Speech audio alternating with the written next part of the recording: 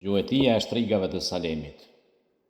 Një kapitull i historisë së frikës dhe besimeve popullore. Gjuetia e shtrigave është një ndër historitë më të errëta dhe më të trishtueshme që tregohet se i takon besimeve dhe kulturave popullore të kaluara. Në kulturën dhe traditat popullore, shtrigat konsideroheshin si personazhe misterioze që kishin aftësi magjike, lidhje me fuqitë së keqes dhe shpesh ishin të akuzuara për shkaktimin e smundjeve, fatkeqësive dhe fenomeneve të panjohura.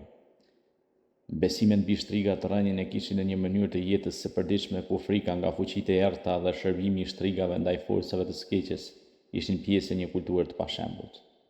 Në këtë kontekst, shtrigat nuk ishin thjesht figura mitologjike, por dhe subjekte të akuzave të shumta gjatë periudhave të ndryshme në historinë botërore. Ato konsideroheshin si burimi i keqbërjes, magjisë së zezë dhe shpesh në mënyrë të padrejtë u akuzoheshin për shkaktimin e smundjeve, fatkeqësive dhe tragjedive të ndryshme. Gjuetia e shtrigave të Salemit. Salemi, një qytet me histori të pasur, me një trashëgimi të pasqyrimeve të folklorit dhe traditave të lashta, ishte një vend ku kjo praktike gjurmuar dhe frikshme u shfaq me intensitet të veçantë. Gjatë periudhës së gjuetisë së shtrigave, shumë gra, por dhe disa burra përballeshin me akuza të rënda dhe procese gjyqësore të egra, ku akuzoheshin për magji, lidhje me fuqitë së keqes ose shërbim ndaj forcave të errëta.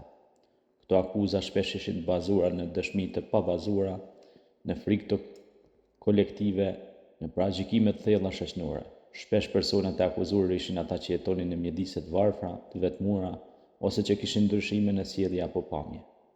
Gjykimet ishin të egra dhe pas një lloj të drejtësisë moderne, duke shkuar deri në dëbim, tortura ose ekzekutime të dhunshme.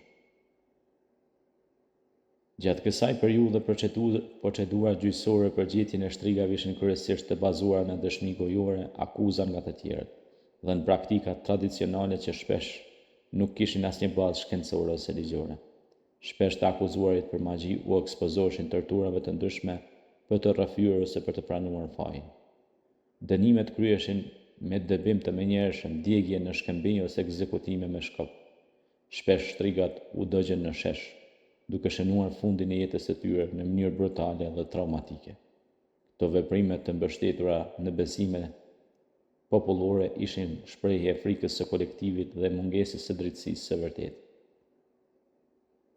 Kjo periudhë e errët la një gjurmë të pashlyeshme në shpirtat e komuniteteve dhe në historinë e vendit tonë, por dhe në civilizimin ose qytetërimin botëror mitologjik. Njerëzit që u akuzuan dhe u dënuan për shtrëgëri shpesh ishin viktima të paragjykimeve, të urrëties së shprenuar dhe të ignorancës së thellë.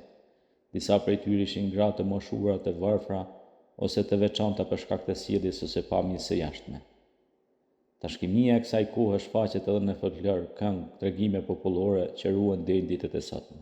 Ajo na kujton rëndësinë e ruajtjes së të drejtave të njerëzit, luftës kundër paragjykimeve dhe nevojën për edukatë që të shmangin përsëritjen e gabimeve të së kaluarës.